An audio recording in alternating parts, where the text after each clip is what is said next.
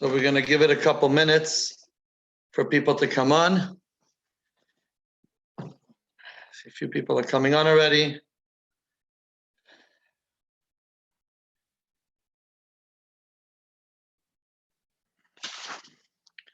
Welcome, welcome to those who are coming on.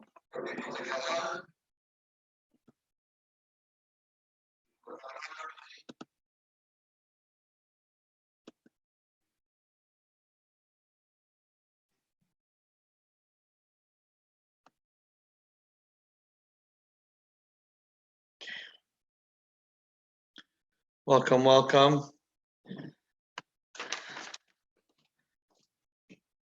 At the end, as we did in the previous weeks, we'll start about from 7 till 7:05 and give people time to get on. And then I will unmute everyone at the end of the service for everyone to wish Good Shabbos to each other.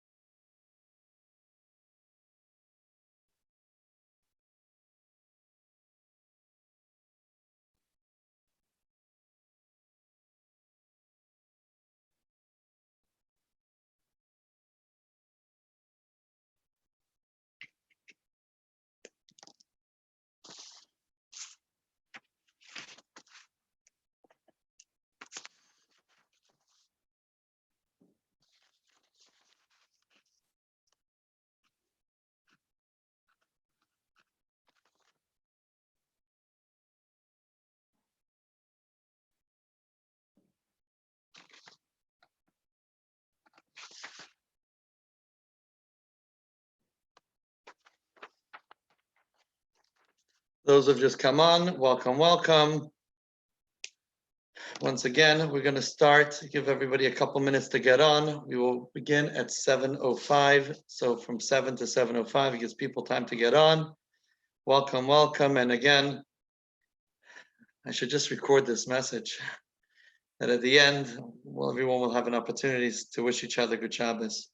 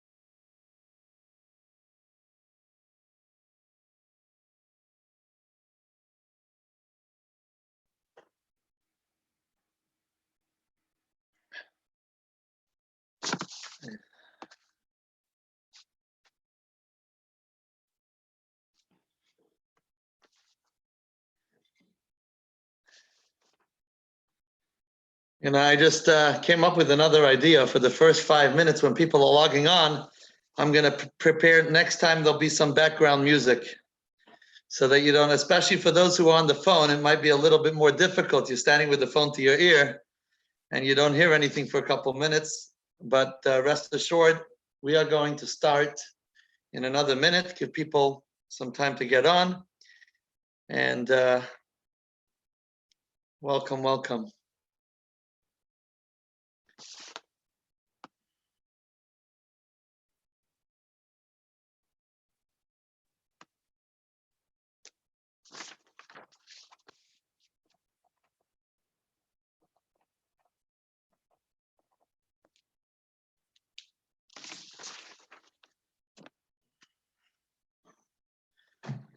Okay, so I'll do the test now. If you could hear me, raise your hand. Amazing. Okay, great. If you didn't raise your hand, you can't hear me. Okay. No. One more minute. Ready to go.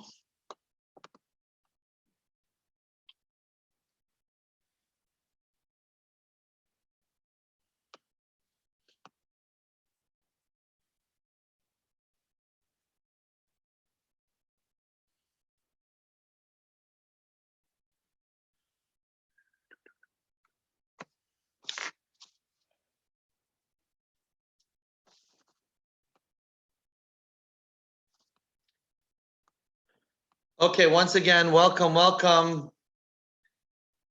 And pre-Shabbat wishes to each and every one of you. Thank you for joining us. We're going to begin with the same prayer that we've been doing, beginning with each week. Hopefully, as time goes on, we'll learn the prayer, become familiar with it, and you'll be able to join along, and you won't have to listen to me singing the prayer. But we'll do a little meditation on the prayer first. I'm going to go straight to the meditation. This is the third meditation that we're doing on this prayer. And the question is, what does a soul look like? Because in this prayer, we talk about, as it says in this, the second paragraph, we say that my soul is sick for your love. Please, oh God, heal her now by showing her the pleasantness of your radiance. And so, how do we know what is the soul and what is not the soul when we're focusing on ourselves? And the soul is the dimension of our psyche that does not seek self-importance, power, or excessive materialism. So whenever I'm looking for importance, I'm thinking about myself, focused on myself, and it's not necessarily bad to focus on myself, but that's usually not the godly self. The godly self is the one that, again, does not seek these things of self-importance, power, excessive materialism, despises politics, manipulation, dishonesty, etc. So what are the aspirations of the godly soul? And the answer is the soul harbors a single yearning to melt away in the all-pervading truth of Hashem, of God, which means the godly soul wants one thing. It wants God. When we feel it most, maybe is on Rosh Hashanah or Yom Kippur. But the truth is we can feel it every single day of the year. We just have to tap into it and realize that our soul, that's what it yearns to have. And if that's our true self, if our godly soul is our true self, then let's tap into that godly soul and provide the godly soul with its needs. And that's what we want to think about when we sing this prayer, our relationship with God through our godly soul, and the relationship that the godly soul has, and the way we could feed our godly soul. So let's begin with, again, with this prayer, Yedid Nefesh. Yedid Nefesh, of Harachamon, Mishoich Avdecha Eretzoinecha, Yarutz Avdecha Kemo Yayo, Yishtachave Elamul Adorecha, Yerab Eloi, Yedidoi Secha, Minoi Festzuf, V'chol Toam, Hadurnae, Zifoilam, Nafshi Choilas, Avosecha, Ano Eleanor Fanalo, Beharo Isla, Noya zibecha ostis chazek v'sis rapei v'hoisala simchas olam v'sikyemu rachamecha v'chosana al beinahu becha ki ze kama nichsoif nichsafti lidois pesiferes ozecha elecha mida libi v'chosana v'yahalti salam igalena uferois chavivi olai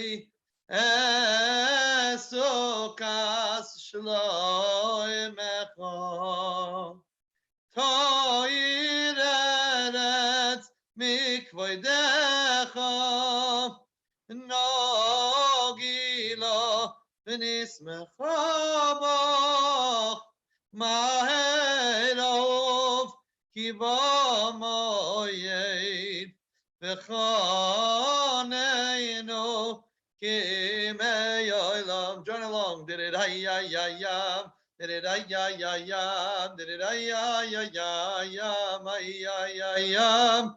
Did it ay-ya-ya-yam. Did it ay-ya-ya-yam.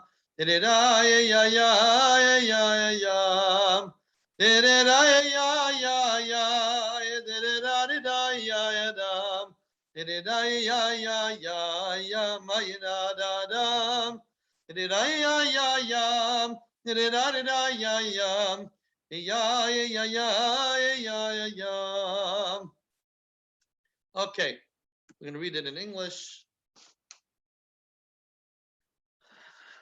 Beloved of the soul, compassionate Father, draw your servant to your will.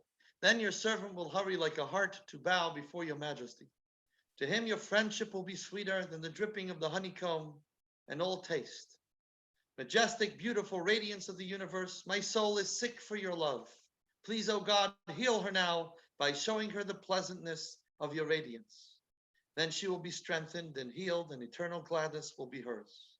O worthy one, may your mercy be aroused, and please take pity on the son of your beloved, because it is so very long that I have yearned intensely to see the splendor of your strength.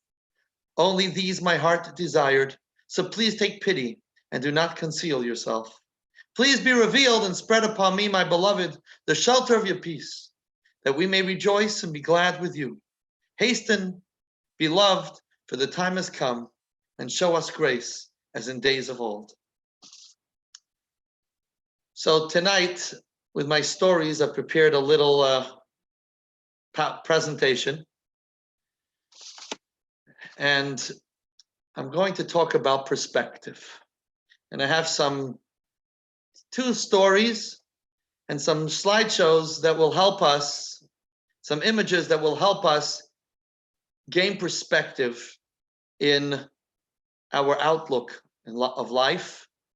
And again, those who are on the phone, you'll have to try to use your imagination. Okay, so this was posted a little while ago, about 6 years ago, as you could see, on Humans of New York on Facebook. We are eye doctors. Oh, here we go. Let me just move something. We're eye doctors. What's something about the eye that most people don't realize? The eye doesn't see. The brain does. The brain sees. The eye just transmits. So what we see isn't only determined by what comes through the eyes. What we see is affected by our memories, our feelings, and by what we've seen before. It's very, very powerful because we can actually shape what we see. Now, obviously, the physical picture, and the truth is, even the physical picture, as we'll see in the next slide, you could actually change the way you look at a picture because your eyes don't see. It's your brain that sees. And so a lot of times what's really happening is we've trained ourselves, not necessarily by our own choice, but by the things that we've looked at, by the experiences that we've had, that we see things a certain way. And so two people could be looking at the very same picture, yet they see two different things. And here we have an example. It's a very similar picture. The one on the left is the one that I saw originally. I guess the one on the right is the more modern one.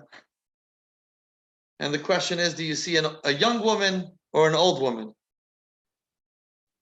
So some people see a younger woman and some people are going to see an older woman. Raise your hand if you see a younger woman. Okay, raise your hand if you see an older woman. Good. See, we have different experiences, different perspectives. Okay, so I'll give you the trick. If you look at the left, top left, the side of the face, What I got, what is that? you will see. Here's the rabbi. Rabbi, I'm sorry if I'm in. No problem. Did you want to say something? Did you want to say something, Lenny? Only that I'm lucky I found you. For some reason, I couldn't get you. I'm so happy you're on. Welcome, welcome. Yes, and forget my voicemail. It's on your. I'm happy to hear your voice. It's been a while. Okay. Okay.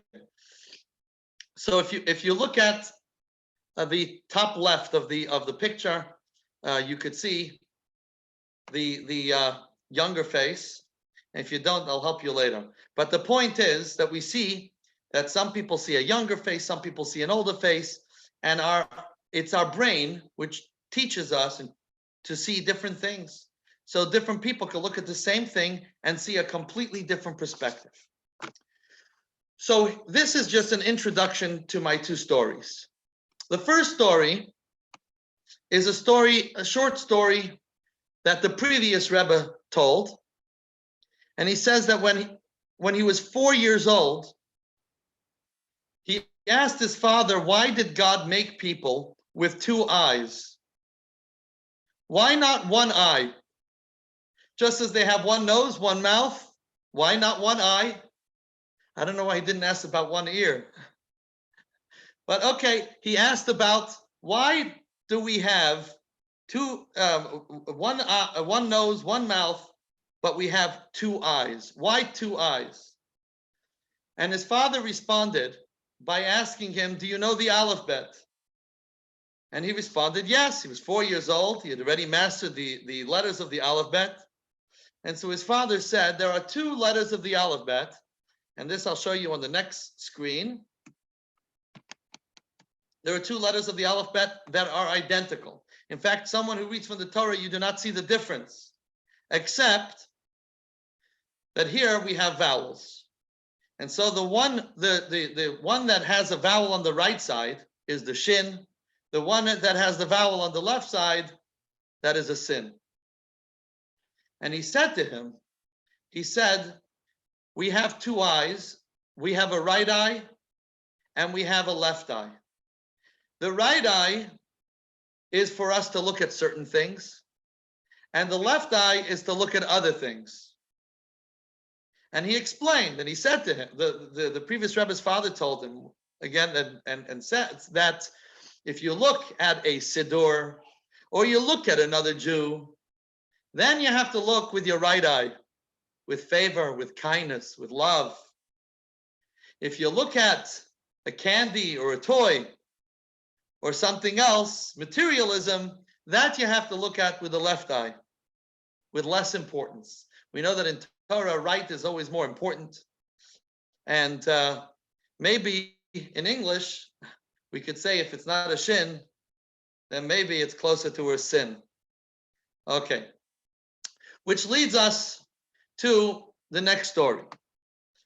And it's also about perspective and about changing the way we respond and the power that we have, not only to see things differently, not only to see others differently, but we actually have the power to help others see themselves differently. Now that's amazing. You see, for me to change my perspective, and I could look at you one way today and I could look at you differently tomorrow. That's my perspective, that's my brain. But we actually have the ability to change the way others think about themselves through the way that we look at them, through the way we perceive others. So at 770 Eastern Parkway, there was a photographer. He was an Israeli. Eventually, he became very close to the Rebbe and grew a beard. His name was Levi Frieden. A very sweet man, an Israeli man who would come in often to New York and take many shots of the Rebbe. A lot of the pictures that we have of the Rebbe was from this Levi Frieden. And in 1976, he held an exhibit in Israel called 770. He held it at two places. One was at Tel Aviv's Journalist Center, which is called Beis Sokolov. Here's a picture of it. The House of Sokolov, named after Nachum Sokolov. You know the joke about the guy, the tour guide who was taking the people around Israel, and they came into this big hall, and they said, "This is named after the writer Moskowitz." So the guy asked the tour guide, "The writer Moskowitz? Who is the? What did he write?" So the tour guide says he wrote a check. Anyway, this building, this is the Nachum Sokolov Journalist Center in Israel. He also held an exhibit at Bar Ilan University. This is a picture you see on the left of Levi Frieden, snapping some pictures in 770. And he held this exhibit, and he also had a guest book that people who came to the exhibit, they would write in and make comments and so on. So he brought the guest book to the Rebbe, to 770, the next time he came. And he presented the guest book to the Rebbe, and the Rebbe had a look at it. And the Rebbe noticed that there was a negative remark from one of the journalists. And the Rebbe's response to this negative remark, and I'll read, the negative remark was as follows. He writes, "With all due respect to the superb photography, the subject you have chosen is extremely clerical and takes us back to the primitive darkness of the Middle Ages." This is what this journalist had written in the guest book, and the Rebbe noticed it.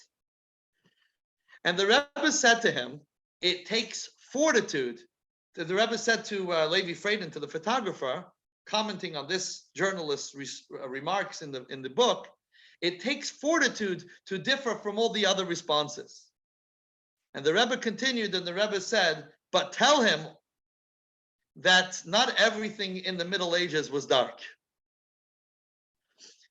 What the Rebbe did was, not only did the Rebbe acknowledge him, but the Rebbe allowed him, sent a message to him to realize that there's a different spin and way of looking at things. And even something negative has a different spin on it. And we could look at life and train ourselves to be able to start looking at things in a very different way. And it's healthier, because when you look at things with a positive eye, in a positive way, and you see the energy and you see the positivity in things, it really helps us to have less anxiety, less stress, be more joyous, and so on. So this is a very powerful story and thing to focus on. The two eyes that we have, the right and the left, and changing our focus and realizing that it's not our eye that sees, but it's our brain and our attitude, and we could change that. A very powerful message. We'll go now to our next meditation. We're going to be doing Tehillim, chapter 126, Psalm 126. This chapter's theme is the exile and the redemption. When a person plants seeds in a parched land, he is very careful to pray to God because he recognizes that he will only be successful through God's mercy. When his prayers are fulfilled and the seeds grow, his joy is so immense that he forgets the hardship of the planting. And the truth is that happens whenever we work hard on something and then we are successful, we very quickly forget the hard work that we put into it. Similarly, we pray to God to grant us success in our planting, our fulfillment of his commandments in the dry land of exile. When the redemption will come and we will see our efforts rewarded, our joy will be so great that the exile will seem to us like a forgotten dream. And we hope that happens very soon, because the dream we're going through now ain't so pleasant. And so we realize that when Mashiach comes, the bad feelings and the pain that we go through will be forgotten. Exile is like a dream in which anything is possible, even the coexistence of two opposite forces. For example, during exile, we involve ourselves in holy matters such as prayer, and we are filled with love for God, yet afterwards, we are involved in day-to-day activities during which we feel distant from God. Although in reality, these feelings are opposite, in the state of exile, they seem to coexist within us. And so we have opposite feelings. And so we recognize that we're in a time of a dream, and that's what the theme of this prayer is, Shir Hamalos, which is a prayer that we recite before we do grace after meals, whenever Tachanun is not said. So on Shabbos and the festivals, this prayer, this psalm is recited, and we'll do this now together in Hebrew and then in English. Shir Hamalos b'shuv Adonai, eshivasti yoinayinu kecholmim. Az imale sechayk pino, o shoyneinu rina. Az yoimeru v'agoyim, Higdil Adonai lasoisim eleh, Higdil Adonai lasoisim anu, hayinu semechim. Shuvo Adonai eshev yiseinu, kafikim b'negev. Hazorim bedima berina iktoiru. Haloich yelechu v'choy, noisei meshech hazora. Voy, voy, verina, noisei.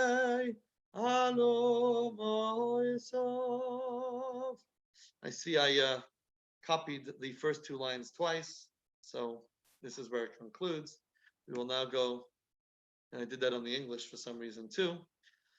Let's read it in the English. A song of ascents, please join along. A song of ascents, when the Lord returns, the returnees to Zion, we shall be like dreamers. And our mouths will be filled with laughter, and our tongues with songs of praise. Then they will sing among the nations, the Lord has done great things with these. The Lord has done great things with us. We were happy. Return, O Lord, our captivity like revolts in arid land. Those who sow with tears will reap with song. He will go along weeping, carrying the valuable seeds. He will come back with song, carrying his sheaves. And we conclude with the Oseh Shalom. But before we do the Oseh Shalom, I want to mention a couple things quickly. Number one, this Shabbos would be a very special Shabbos in Shul. It's the Shabbos of Chazak. Chazak is every time we finish a Torah, a book of the Torah, we announce Chazak. Chazak means strength, and we recognize that we receive our strength from the Torah. Hold on one second. We receive our strength from the Torah. So this Shabbos, even though we won't be in shul, but let's recite together tomorrow in our homes, Chazak, Chazak, V'nis Chazek, and realize that our strength comes from Torah, from our traditions, and let's rejoice with the strength that we have from the Torah. And the truth is, the Torah, the Jewish people, and God are all one. And so when we say that we get strength from the Torah, we get strength from God and we get strength from each other. And so, of course, when we do this together in the shul, it's much more powerful because then you have the unity of the people, you have the unity of Torah, and you have the unity with God. But let's remember that even though we are home, we're not alone. We're all together in this. And so if you're in your home alone tomorrow, reciting by yourself, I should say, reciting Chazak, Chazak, V'nis Chazek, be strong, and be strengthened. Know that you're not the only one. You're not alone because we're all doing it together. The next thing I want to do is try to remember every week to do a little charity so we connect with the three pillars that the world stands on: Torah, study, prayer, and acts of kindness. And so we give some charity, and when you have a moment, especially the women before Shabbos candles, it is customary to give some coins to charity. Shabbos lighting in Old Japan and our area today is at 7:50. At this time, we will conclude with Oseh Shalom, and then I will open the floor for comments and Good Shabbos wishes. Oseh Shalom bimromav, O Yaseh Shalom aleinu, ve'yal kol Yisrael, ve'imru, amen. Yaseh Shalom, Shalom aleinu, ve'yal kol Yisrael, Yaseh Shalom, Shalom aleinu, ve'al kol Yisrael. Yaseh Shalom, Shalom aleinu, ve'al kol Yisrael. Yaseh Shalom, Shalom aleinu, ve'al kol Yisrael. Yaseh Shalom, Shalom aleinu, ve'al kol Yisrael. V'imru, amen.